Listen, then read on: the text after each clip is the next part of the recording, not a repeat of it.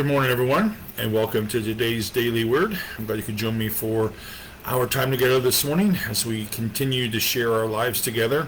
I'm in my office this morning because it's a crazy busy day around here, and I know I'm late. I apologize for that as well.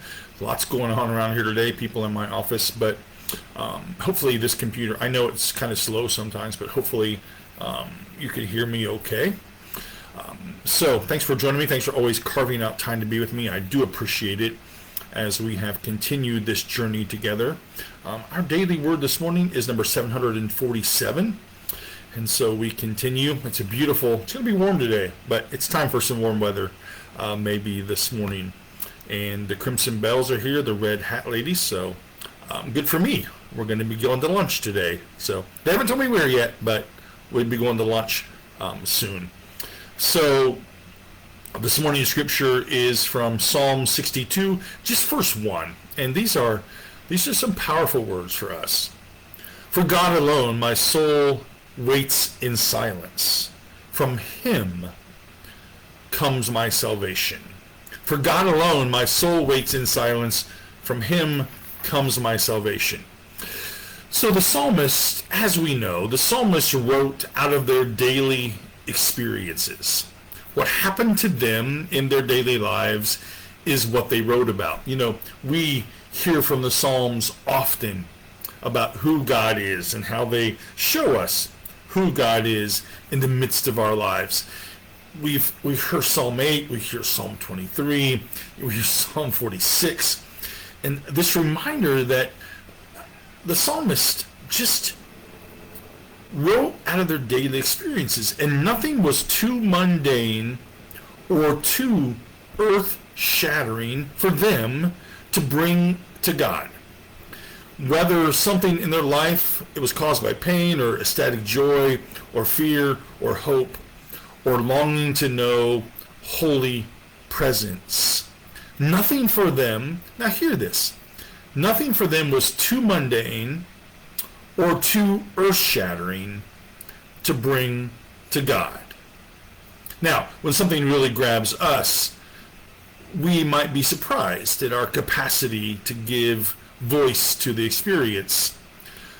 But I think the problem with us is that we don't approach it the way the psalmist approaches it. The trouble, I think, for us, for you and me, and I'll just claim it for me, maybe not for you, but for you and me, is that our days pass in busyness without pause to acknowledge the divine grace that touches our lives at any particular moment. We're too busy. We have too much going on.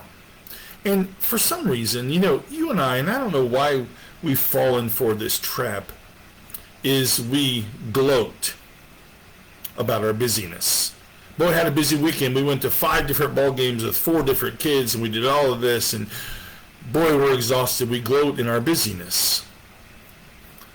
I think the challenge for us, even in our busyness, the challenge for us is to stop, even briefly, to notice the gratitude or the fear or some other emotion that lies beneath our experience.